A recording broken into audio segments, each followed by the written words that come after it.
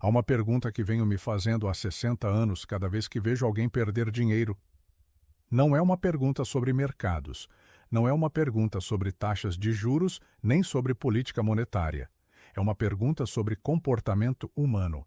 A pergunta é esta: se a matemática do enriquecimento lento é pública, documentada e verificável desde 1926, por que 93% dos investidores ativos perdem para o índice em 20 anos? A resposta não está nos livros de finanças, está em algo muito mais antigo e muito mais difícil de corrigir.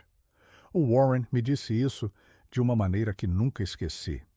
Estávamos em Omaha em 1984, revisando os resultados da Berkshire. Perguntei a ele por que continuávamos sendo a exceção e não a regra.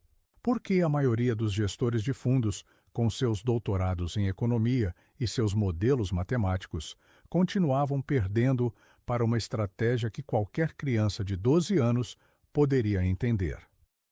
O Warren ficou em silêncio um momento. Depois, disse algo simples. Disse que o problema nunca foi a informação.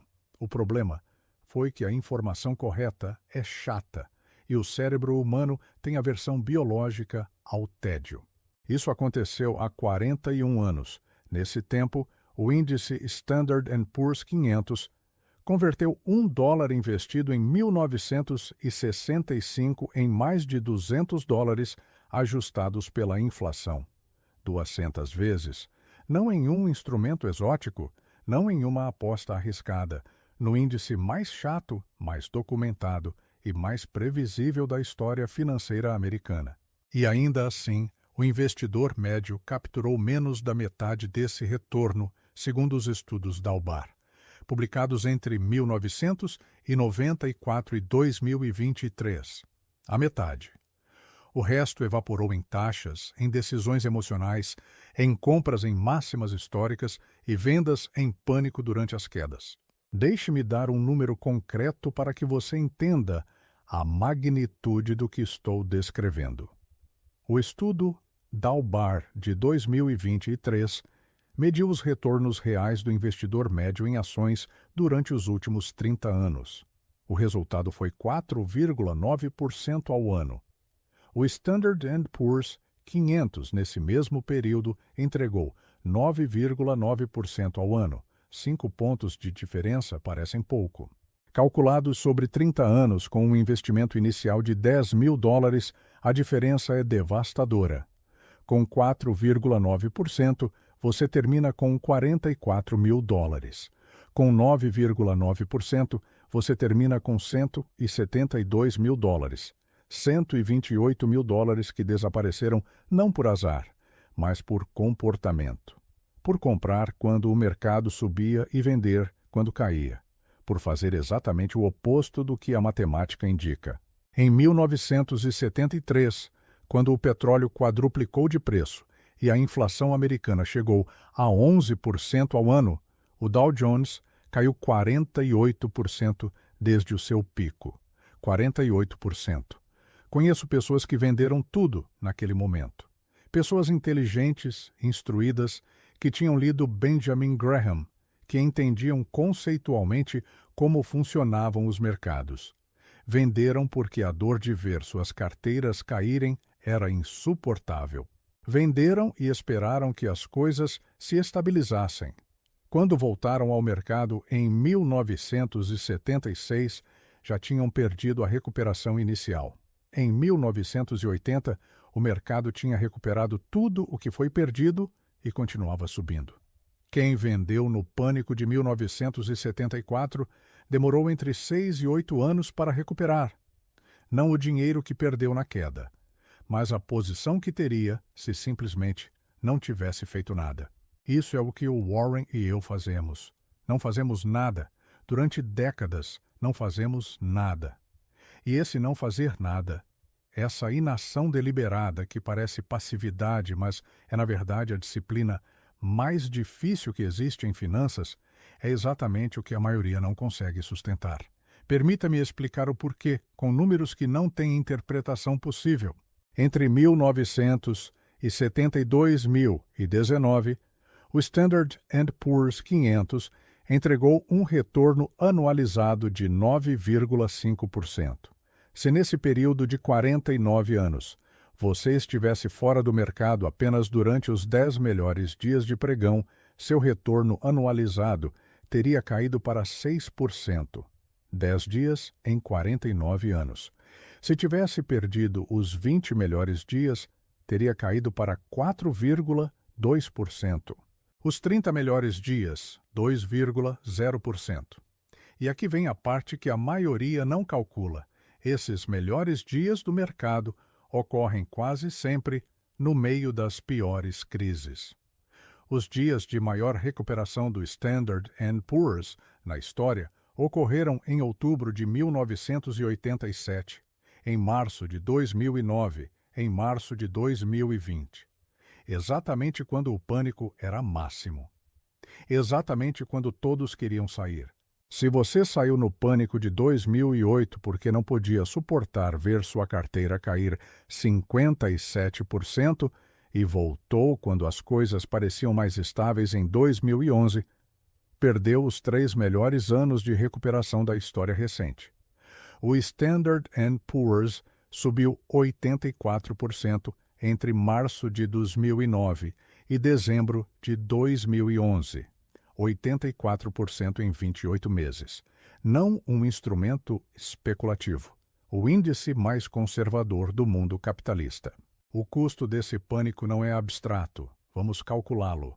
Um trabalhador com $40 mil investidos em janeiro de 2008, que vendeu no pânico de março de 2009, teria convertido esses 40 mil em aproximadamente 17.600 pela queda. Se reinvestiu em 2011, esperando estabilidade, comprou com o índice já recuperado em 60% desde o fundo. Em 2023, esse trabalhador teria aproximadamente $94 mil. O trabalhador que não tocou em nada, que ficou parado durante todo o colapso e toda a recuperação, teria 187 mil. O mesmo investimento inicial, a mesma taxa do mercado. O dobro do resultado final pela única diferença de não ter feito nada. Isso é o que os bilionários fazem em silêncio, enquanto você se pergunta quando é o momento certo para entrar no mercado. Por que a maioria não consegue fazer isso? Kahneman e Tversky publicaram em 1979 o trabalho que eventualmente renderia a Kahneman o Prêmio Nobel de Economia.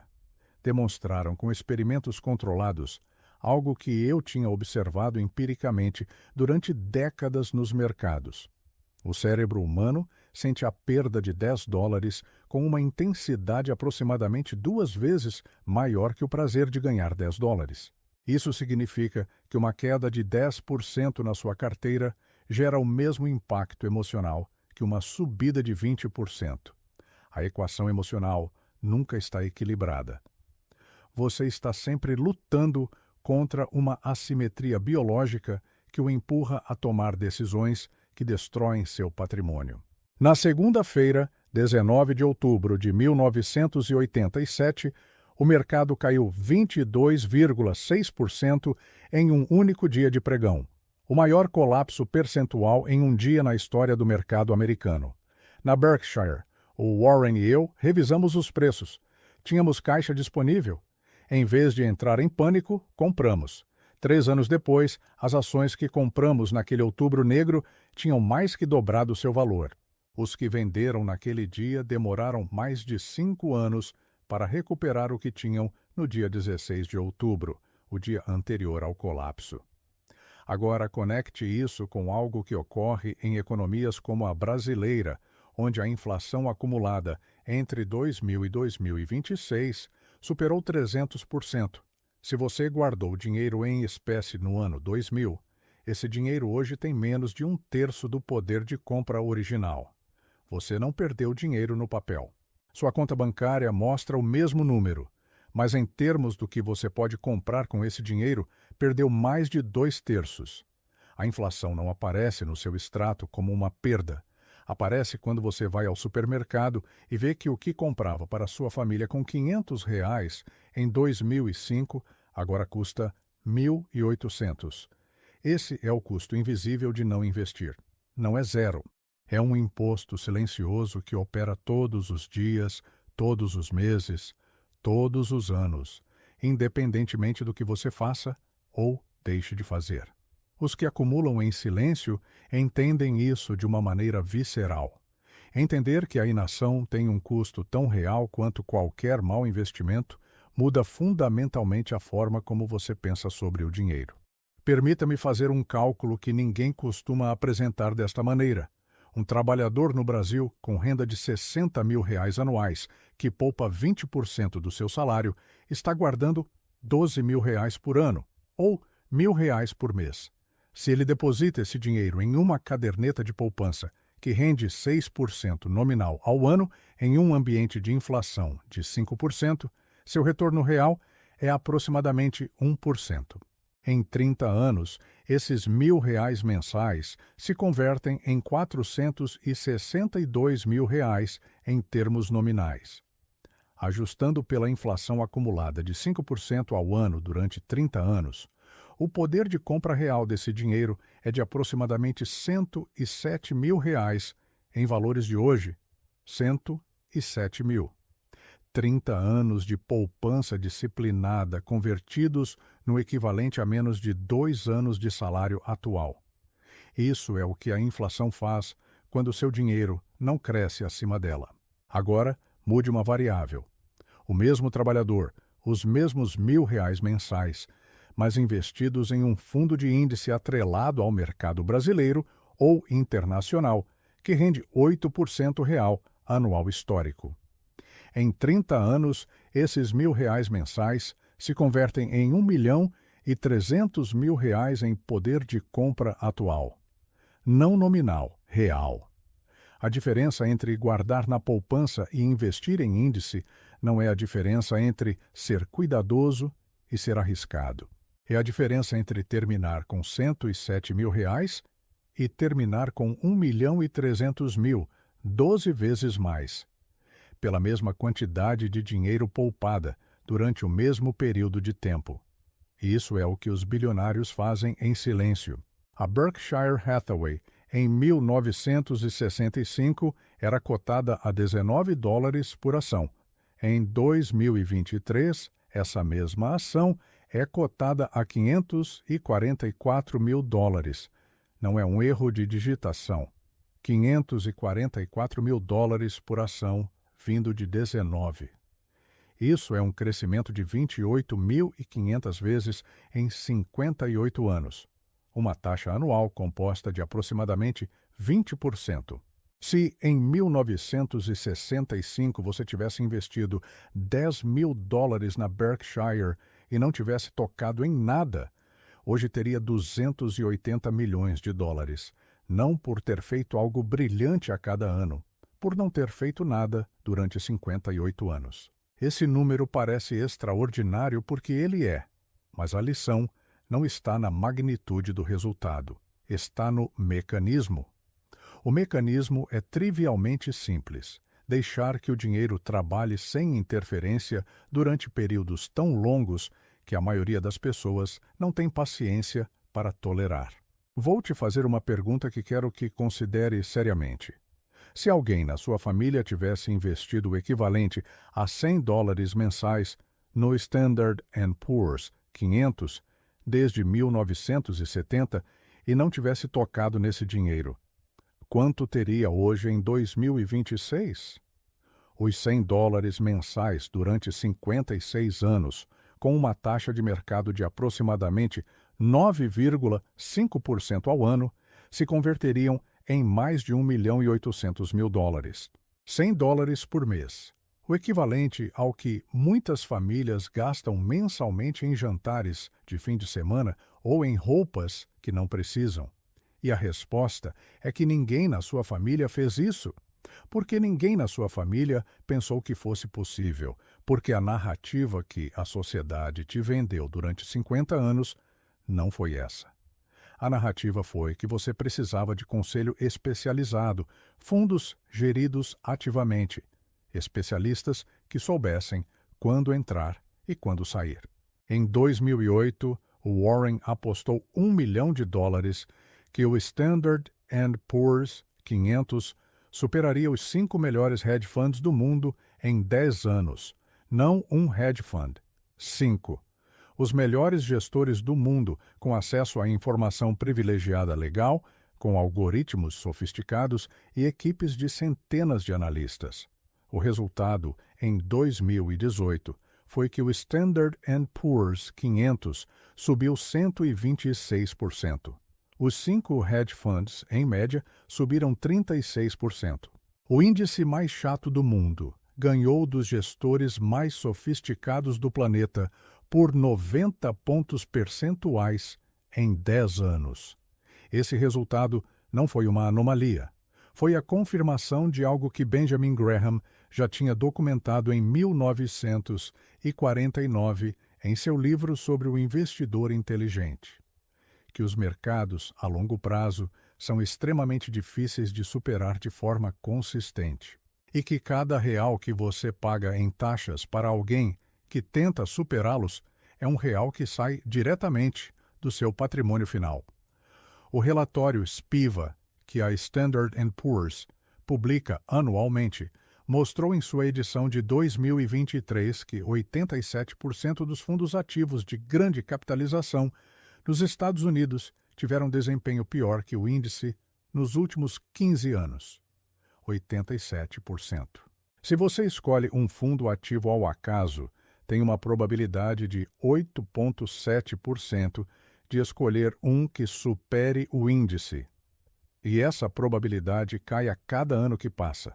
Há 20 anos, a porcentagem de fundos que superam o índice cai para menos de 8%. Há 25 anos, para menos de 5%.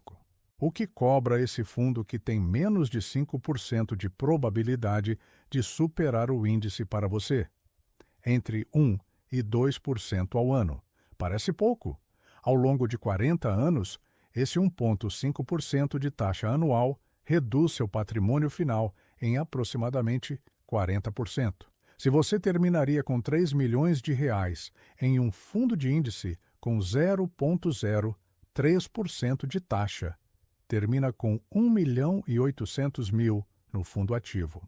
R$1.200.000 que você pagou em taxas por um serviço que estatisticamente te prejudicou. Isso é o que a classe média não calcula.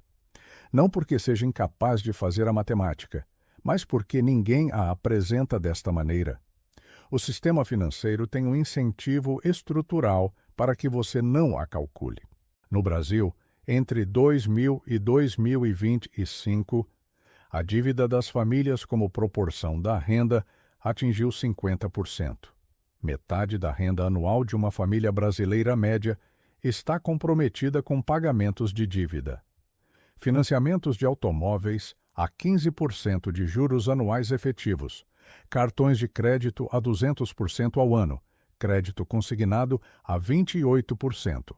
O sistema é desenhado para que o dinheiro flua permanentemente das famílias para as instituições financeiras, não na forma de roubo, na forma de contratos que as pessoas assinam voluntariamente, porque a alternativa esperar e poupar requer uma paciência que o sistema de consumo leva 50 anos treinando as pessoas para não terem. Um automóvel financiado a R$40 mil com uma taxa de 15% ao ano durante 5 anos custa no total R$72 mil. O comprador paga R$32 mil em juros, 80% do valor original do carro, para tê-lo 5 anos antes. E no momento em que o carro está pago, ele perdeu entre 40% e 50% do seu valor original por depreciação. O comprador termina com um ativo que vale R$20 mil, tendo pago R$72 mil. A alternativa, poupar 48 meses e comprar à vista, requer esperar 4 anos.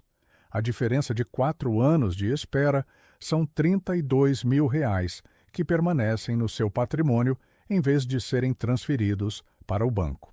O Warren comprou sua primeira casa em Omaha por $31.500 em 1958.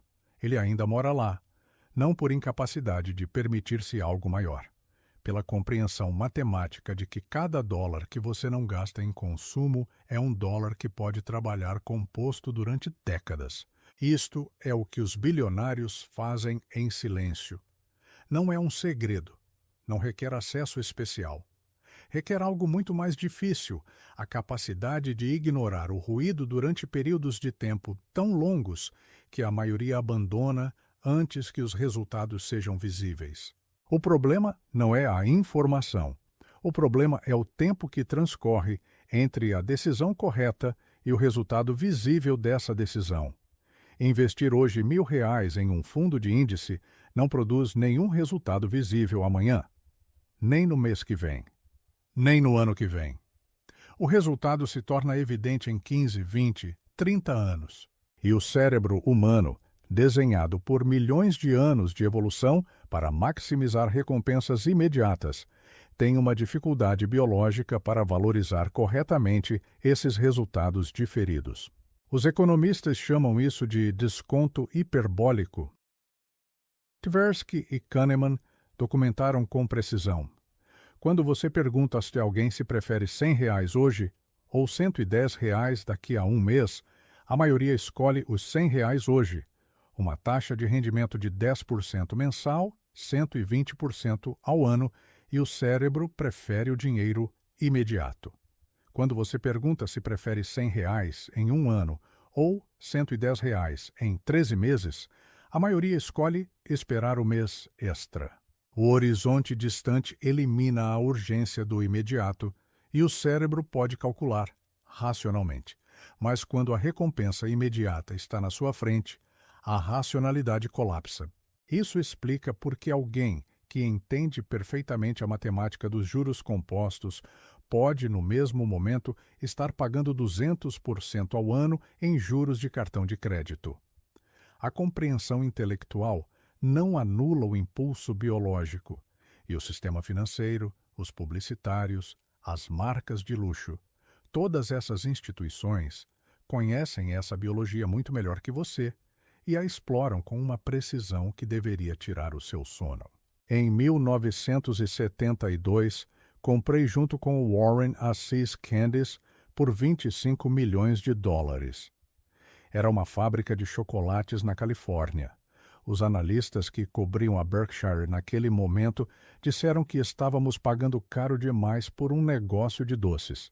25 milhões por uma empresa com ativos tangíveis de 8 milhões. O Warren hesitou. Eu vi algo que os balanços não mostravam diretamente.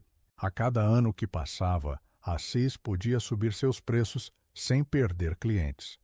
As pessoas continuavam comprando seus chocolates para dar de presente no Natal e no Dia dos Namorados, independentemente do preço, porque a See's tinha construído algo intangível que não aparecia em nenhum balanço, a percepção de qualidade na mente de seus compradores. Esse ativo intangível era a fonte de um fluxo de caixa que podia crescer silenciosamente durante décadas. Em 2024, 52 anos depois daquela compra, a See's Candies tinha pago a Berkshire mais de $2 bilhões em dividendos e lucros transferidos. 25 milhões se converteram em mais de 2 bilhões. Não por mágica. Pela compreensão de que um bom negócio a um preço justo, sustentado pacientemente durante décadas, produz resultados que nenhum modelo de avaliação a curto prazo pode antecipar. A maioria dos investidores que conheço teria vendido a See's quando dobrou de valor. Teriam realizado o lucro, pago impostos e buscado a próxima oportunidade. Esse padrão de comportamento, vender o que sobe para comprar a próxima coisa que soa promissora, é exatamente o que produz os resultados documentados pelo estudo Dalbar. Você captura os 20% iniciais e perde os 800% que vem depois. Por que vendemos o que funciona? Porque o cérebro humano tem uma tendência documentada, que os psicólogos chamam de realização de lucros, de cristalizar os ganhos quando são visíveis e de manter as perdas esperando que se recuperem. O comportamento oposto ao racional. Vendemos os vencedores e conservamos os perdedores. Ver o lucro no papel produz uma ansiedade de perdê-lo que supera a capacidade de projetar quanto mais ele poderia crescer. E conservar o perdedor produz a esperança irracional de recuperação que impede reconhecer o erro e redirecionar o capital para algo mais produtivo. No conjunto, esses dois comportamentos produzem carteiras que acumulam os piores ativos e eliminam os melhores. É o equivalente financeiro a podar as flores e regar as ervas daninhas. O Buffett me disse algo em 1989 que sintetiza décadas de observação em uma única frase. Me disse que o mercado de ações é um mecanismo para transferir dinheiro dos impacientes para os pacientes. Não é uma metáfora. É uma descrição mecânica de como o sistema funciona. Cada vez que alguém vende em pânico durante uma queda, alguém paciente compra a preço de desconto. Cada vez que alguém compra em euforia durante uma bolha, alguém disciplinado vende o que acumulou anos antes a preços mais baixos. O mercado não cria nem destrói riqueza no longo prazo. Ele a redistribui de quem reage emocionalmente para quem age com disciplina matemática. Calcule o que isso significou em 2008. O Standard & Poor's 500 atingiu seu pico em outubro de 2007, em 1.576 pontos. Em março de 2009, tocou o fundo em 676 pontos, uma queda de 57% em 16 meses. O volume de vendas nos meses de janeiro, fevereiro e março de 2009 foi o mais alto da década. Milhões de investidores venderam no pior momento possível. Nesse mesmo período, a Berkshire aplicou 15 bilhões e 500 milhões de dólares em investimentos. 5 bilhões na Goldman Sachs, 3 bilhões na General Electric. O resto em posições adicionais em empresas que já tínhamos. Quando o mercado tocou o fundo em março de 2009 e começou sua recuperação, nós já tínhamos comprado. Em dezembro de 2011, os investimentos daquele período tinham gerado aproximadamente 6 bilhões em lucros realizados e não realizados. Os que venderam no pânico ainda estavam esperando recuperar o perdido. Mas há algo neste padrão que vai além da Berkshire, vai além do Warren e de mim. Este padrão se repetiu com precisão estatística em cada crise do século XX e do XXI. Em 1932, no fundo da Grande Depressão, o Dow Jones era cotado a 41 pontos, vindo dos 381 do pico de 1929. Quem comprou naquele fundo e manteve durante 20 anos, capturou um dos períodos de maior crescimento econômico da história americana. A reconstrução do pós-guerra, o baby boom, a industrialização em massa. Tudo isso estava implícito naqueles 41 pontos de 1932. Mas, para comprá-los, você precisava de duas coisas que quase ninguém tinha naquele momento: caixa disponível e a convicção de que o sistema sobreviveria. Meu pai tinha ambas as coisas, não por ser mais inteligente que seus vizinhos, mas porque tinha aprendido nos anos anteriores à depressão a manter sempre uma reserva de liquidez separada de seus investimentos. Essa reserva, que nos anos de bonança parecia um desperdício, tornou-se a ferramenta mais poderosa que ele tinha quando todos os outros estavam vendendo por necessidade. Essa lição sobre liquidez é algo que os bilionários aplicam de maneira consistente e que a maioria ignora completamente. Na Berkshire, mantemos permanentemente entre 20 e 30 bilhões de dólares em caixa e equivalentes.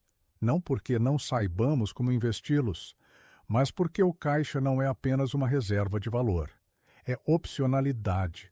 É a capacidade de agir quando outros não podem. Em 2007, quando o mercado estava em euforia e todos os gestores de fundos criticavam o Warren por ter caixa demais e perder o rally, tínhamos 47 bilhões em caixa. Um ano depois, quando os mercados colapsaram, esse caixa nos permitiu fazer investimentos que definiram os retornos da Berkshire para a década seguinte. O custo dessa opcionalidade é o retorno que você não captura enquanto o caixa espera. O Warren chama isso de o preço de estar pronto. E é um preço que vale absolutamente a pena pagar. Agora, conecte esta lógica com a realidade de um trabalhador brasileiro ou mexicano que ganha o equivalente a $2.000 mensais. A proporção muda, mas o princípio, não. Se esse trabalhador mantém o equivalente a 3 meses de gastos em liquidez imediata, antes de investir, ele tem a mesma opcionalidade da Berkshire, escalada ao seu nível.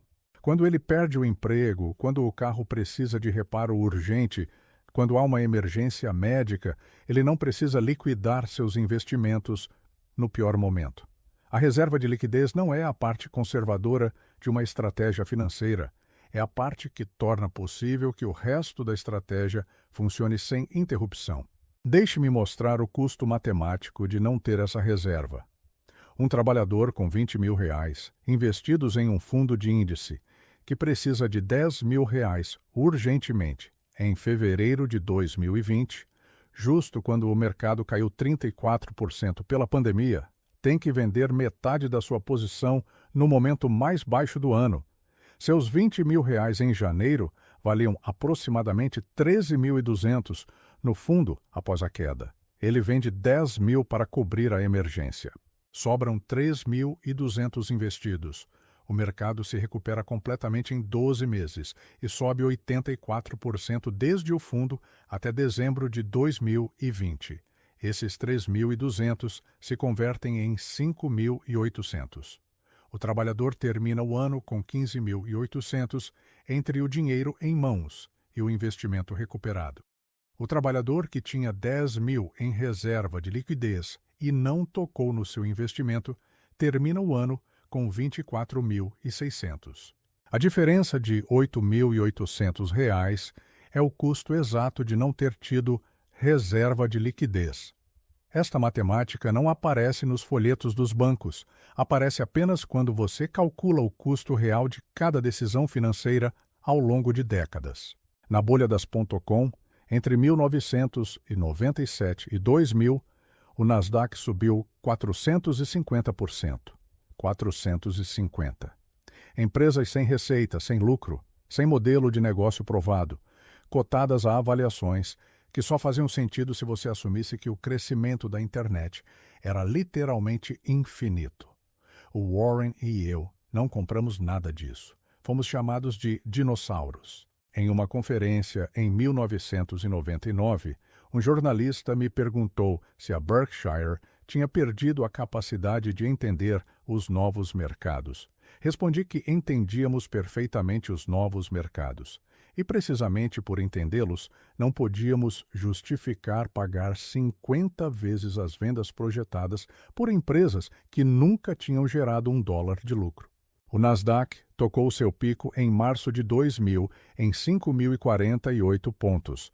Em outubro de 2002, era cotado a 1.114 pontos.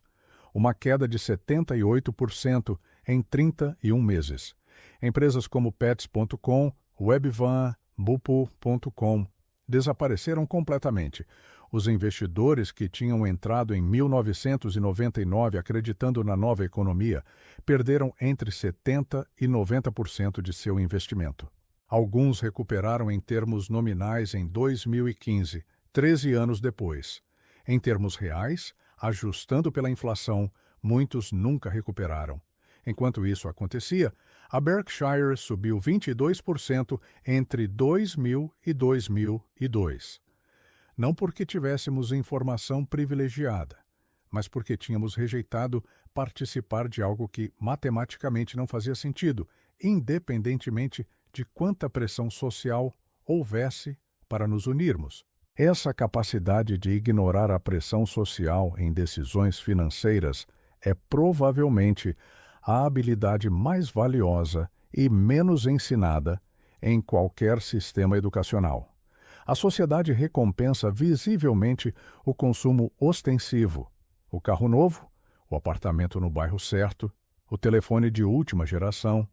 Todos estes são sinais de status que outros podem ver e valorizar. O fundo de índice não produz nenhum sinal visível. Você não pode levar sua carteira de investimentos a um jantar para impressionar ninguém. E, no entanto, em 40 anos, a diferença entre quem acumulou silenciosamente e quem gastou visivelmente é a diferença entre a independência financeira e a dependência de uma renda salarial até os 70 anos. Um iPhone de última geração no Brasil custa aproximadamente R$ 8.000.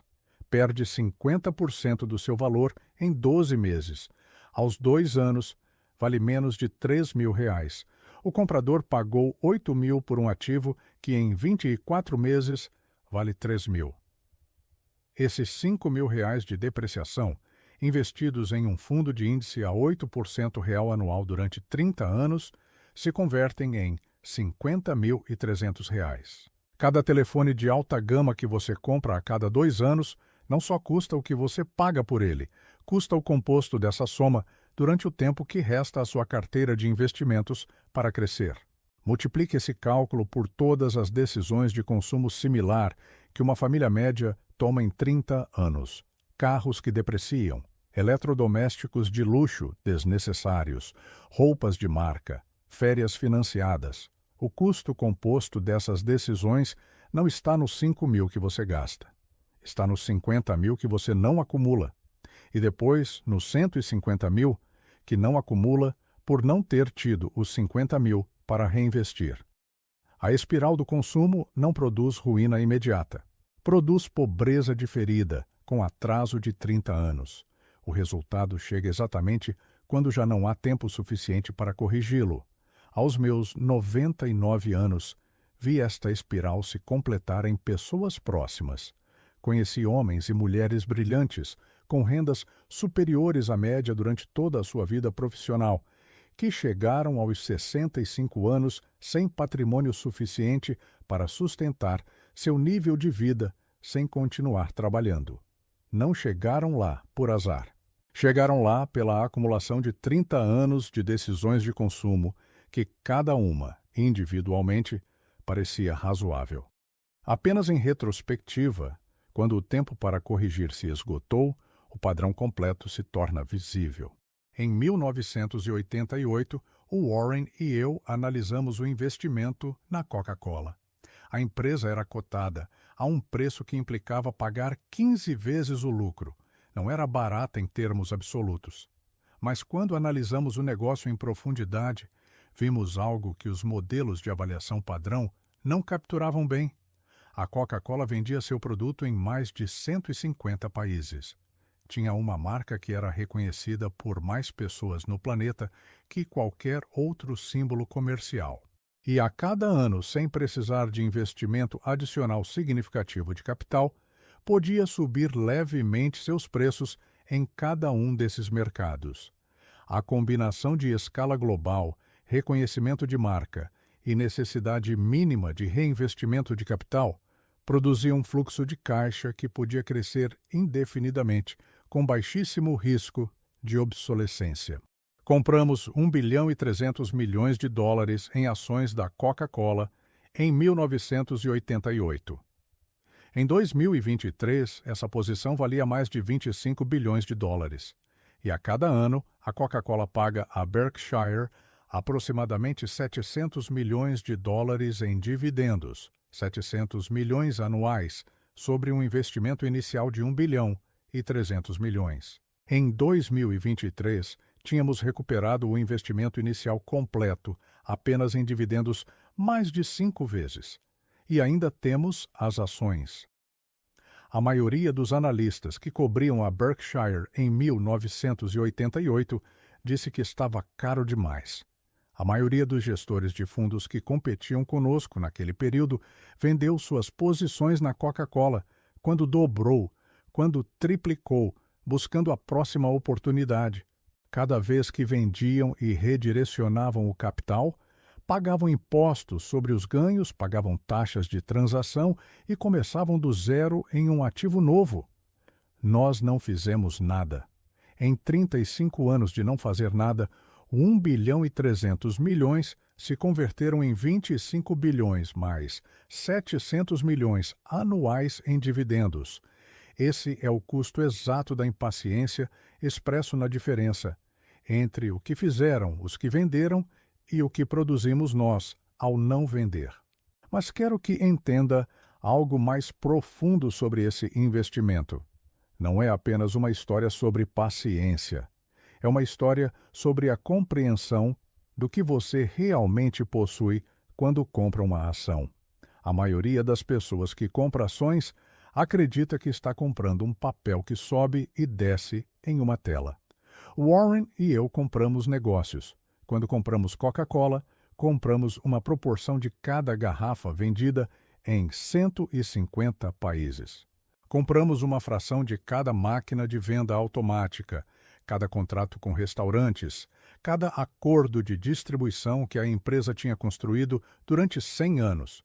Essa diferença conceitual entre comprar um papel especulativo e comprar uma fração de um negócio real é a diferença fundamental entre investimento e especulação.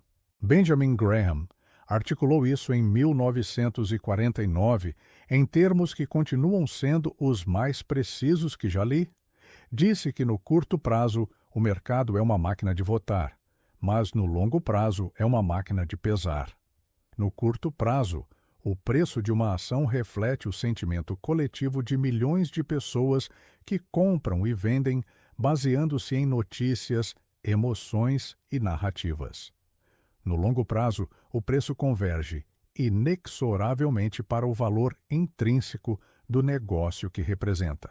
Uma empresa que gera 10 milhões de dólares de lucro por ano e cresce a 10% ao ano vale o que vale, independentemente do que o mercado decida que vale em qualquer mês específico. A oscilação de preços é ruído, o crescimento de lucros é o sinal. Essa distinção explica por que os bilionários ignoram a volatilidade de curto prazo com uma tranquilidade que aos observadores externos parece insensata. Em outubro de 2002, a posição da Berkshire na Coca-Cola tinha caído aproximadamente 30% desde seu pico pela combinação do colapso das .com e o medo geral nos mercados.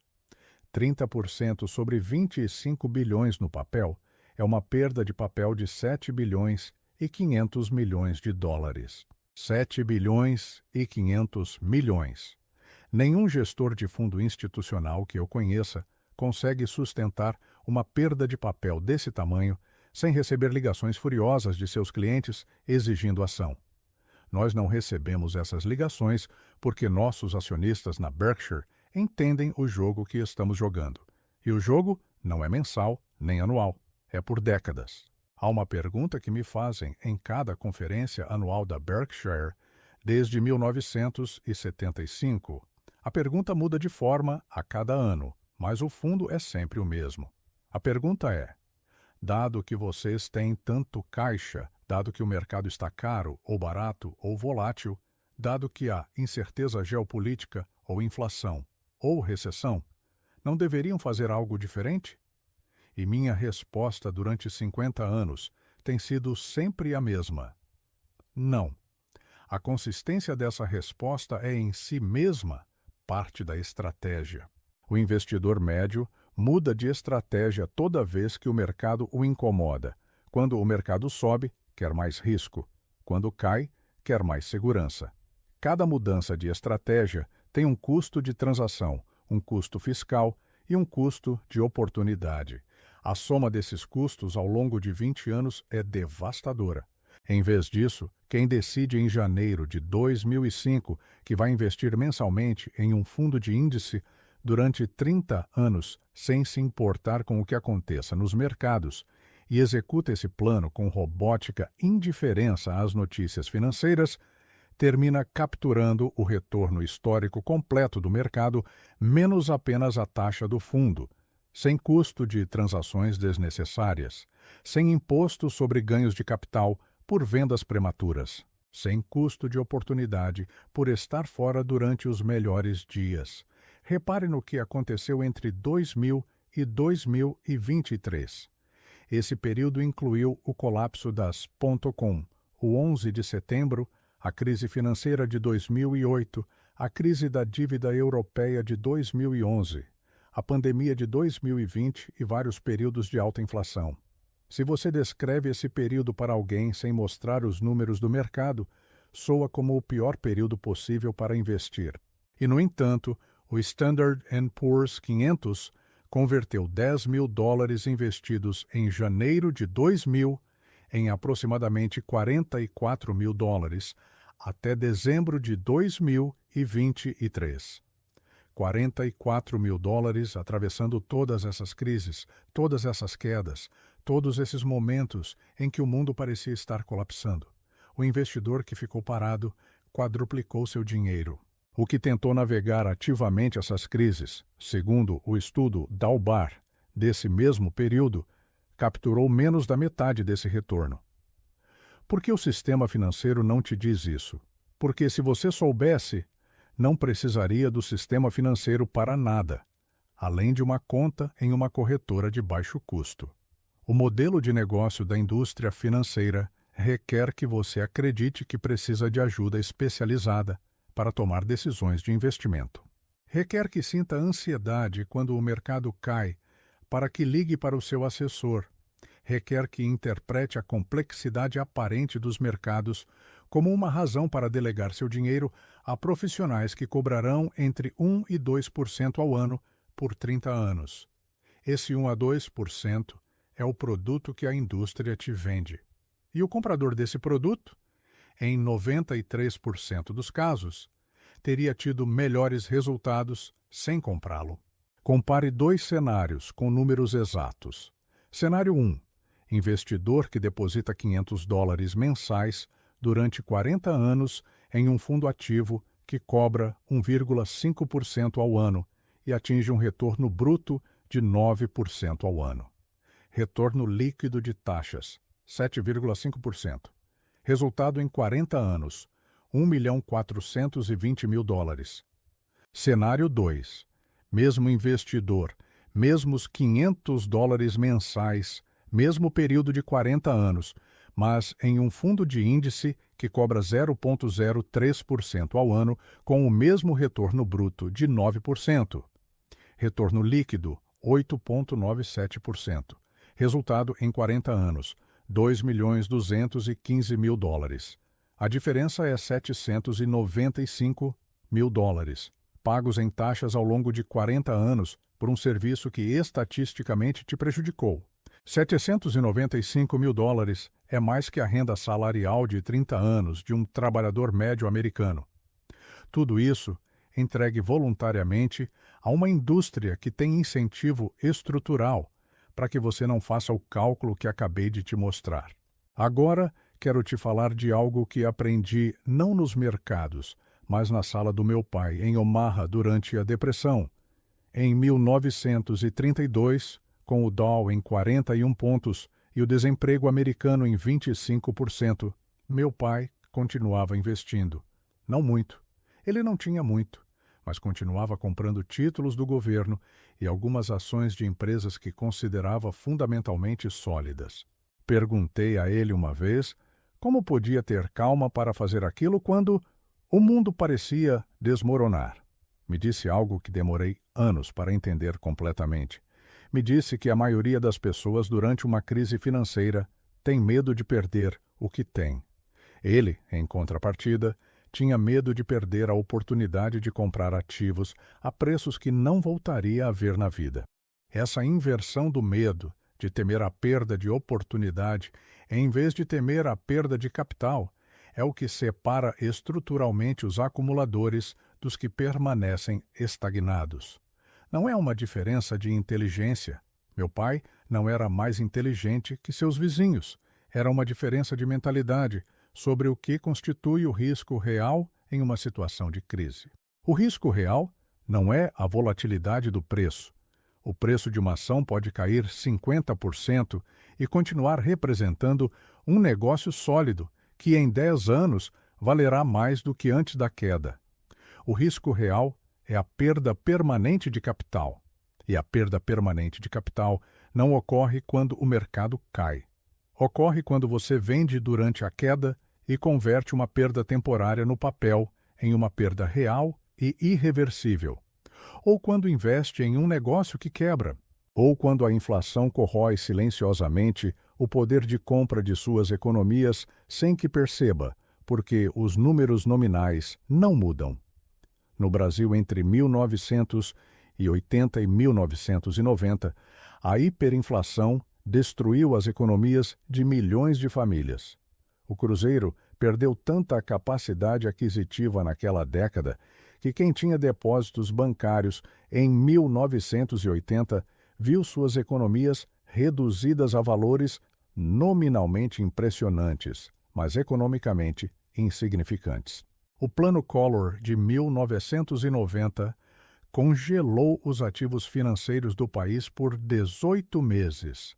Famílias que tinham poupado por décadas acordaram um dia sem acesso ao seu dinheiro. A diferença entre quem sobreviveu àquela crise e quem não foi, em muitos casos, se tinham ativos reais, terra, negócios, ações de empresas, versus ativos puramente nominais em contas bancárias. Essa crise extrema ensina a mesma lição que as crises moderadas dos países desenvolvidos, apenas com maior brutalidade. Os ativos reais, os negócios produtivos, as ações de empresas que produzem bens e serviços que as pessoas precisam, tendem a preservar valor através das crises monetárias, melhor que qualquer instrumento puramente financeiro denominado em moeda local.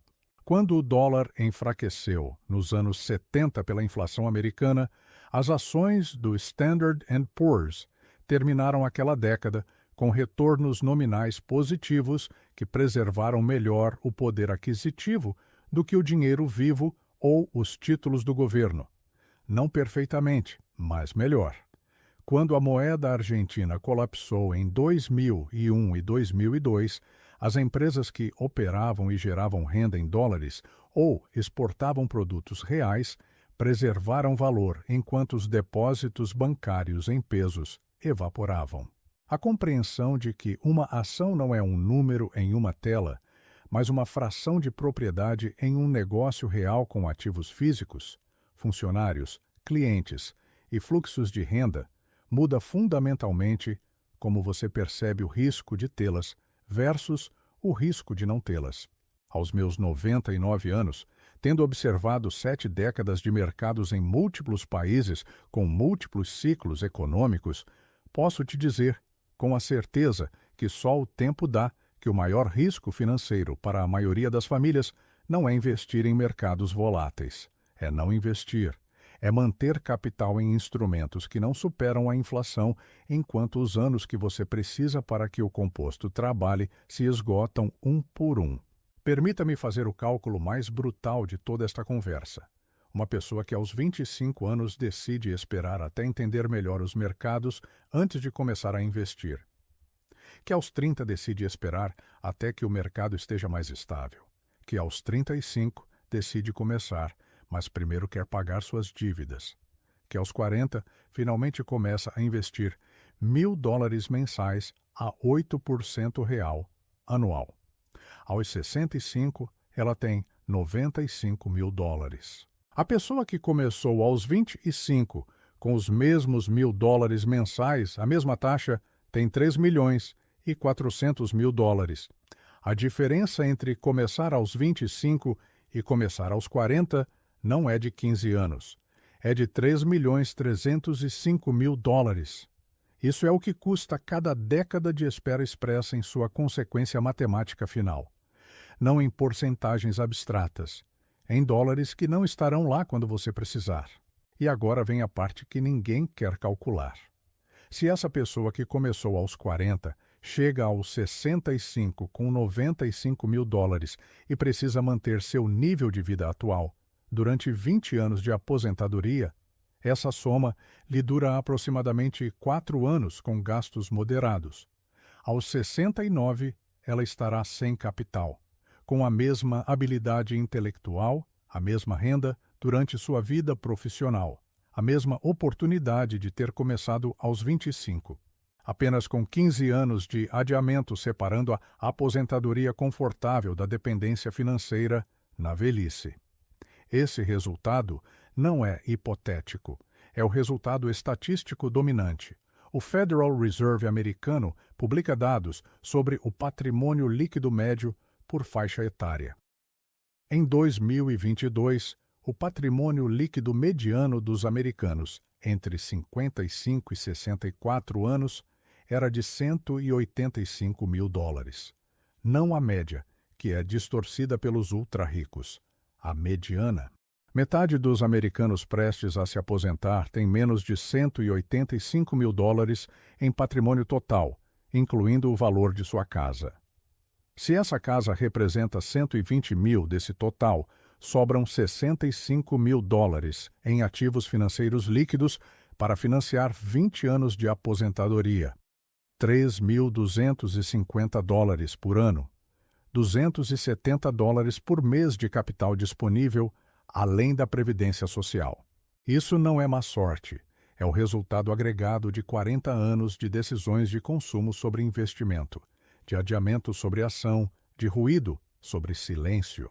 Volto a 2008 porque há algo naquela crise que ainda não te contei, algo que muda a forma de entender tudo o que expliquei até aqui.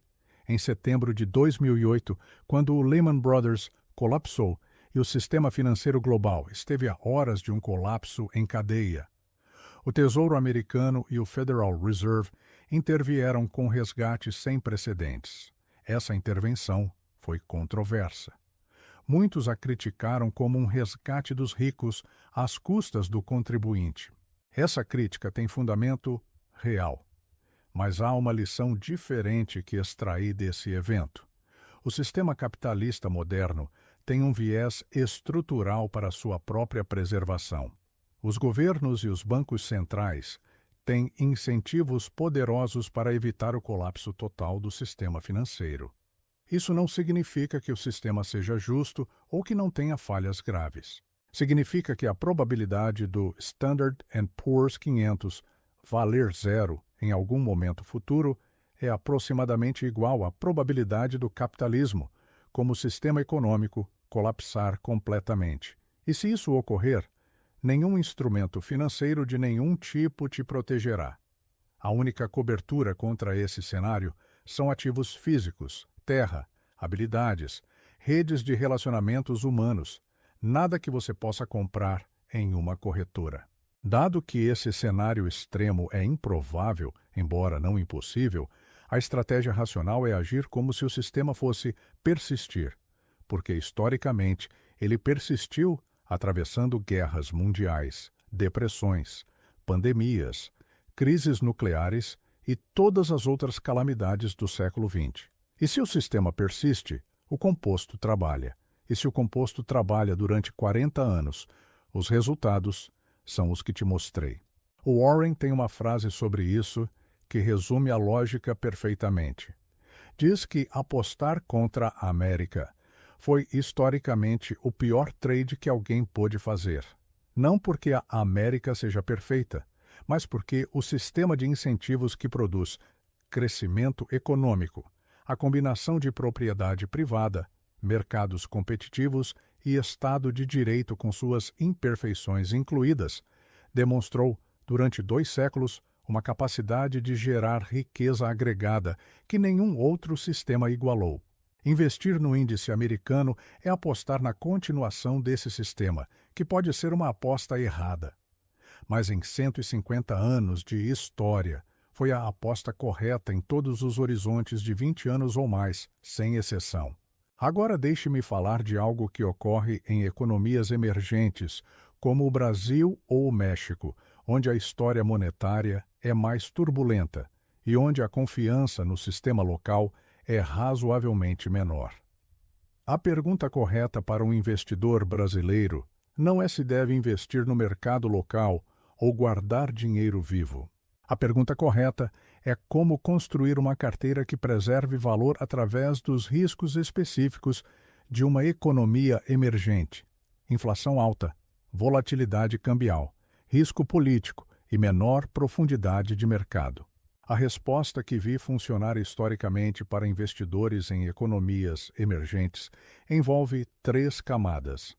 Primeira camada: exposição a ativos denominados em moeda forte, tipicamente dólares, através de fundos de índice internacionais disponíveis localmente, como o IVVB11 no Brasil, que replica o Standard & Poor's 500. Segunda camada: exposição ao mercado local através de fundos de índice domésticos de baixo custo, como o BOVA11, que replica o Ibovespa, para capturar o crescimento local sem os custos de gestão ativa. Terceira camada: reserva de liquidez em instrumento de renda fixa de curto prazo, indexado à taxa básica local, equivalente a 3 a 6 meses de gastos.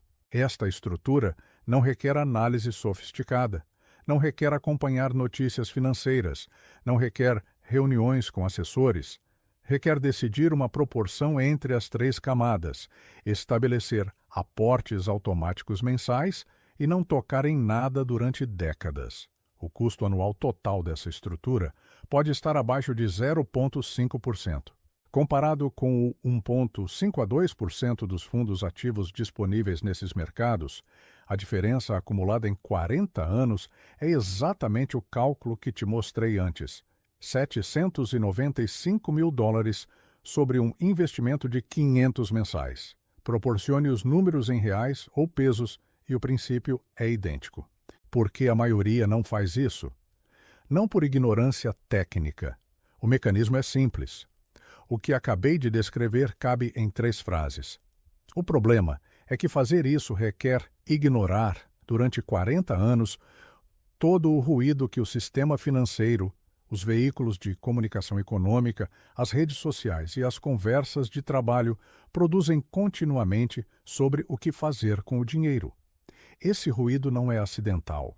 É o produto de incentivos econômicos poderosos que beneficiam quem o produz e prejudicam quem o consome. Em 1999, no pico da bolha das .com, a cobertura da mídia financeira americana era dominada por histórias de pessoas comuns que tinham convertido pequenas economias em fortunas em meses operando ações tecnológicas. Day traders que tinham deixado seus empregos para operar em tempo integral de suas casas. Essas histórias eram reais. Existiam essas pessoas. Mas eram a fração visível de uma distribuição massivamente distorcida onde a maioria perdia. Os vencedores viram notícia. Os perdedores, que são a maioria estatística esmagadora, não viram. Esse viés de seleção na mídia produz uma percepção coletiva completamente distorcida das probabilidades reais. Quando você vê na televisão alguém que triplicou seu dinheiro em cripto em 6 meses, seu cérebro recalibra implicitamente as probabilidades. Se ele conseguiu, eu também posso. O que seu cérebro não registra é que para cada pessoa que triplicou em cripto naquele período, havia estatisticamente entre 20 e 30 que perderam entre 50% e 90%. Esses 20 ou 30 não aparecem na televisão, não têm uma história para contar que alguém queira ouvir. O resultado é que cada geração reproduz o mesmo ciclo. Uma bolha se infla. Os primeiros a entrar ganham. Suas histórias se tornam visíveis e geram um FOMO massivo. A maioria entra tarde, perto do pico. A bolha colapsa. A maioria perde. O ciclo se repete com um instrumento diferente. Tulipas em 1637. Ferrovias em 1845. Radio Corporation of America em 1929. Imobiliário americano em 2006. .com em 2000. Criptomoedas em 2021. O instrumento muda. A psicologia, não.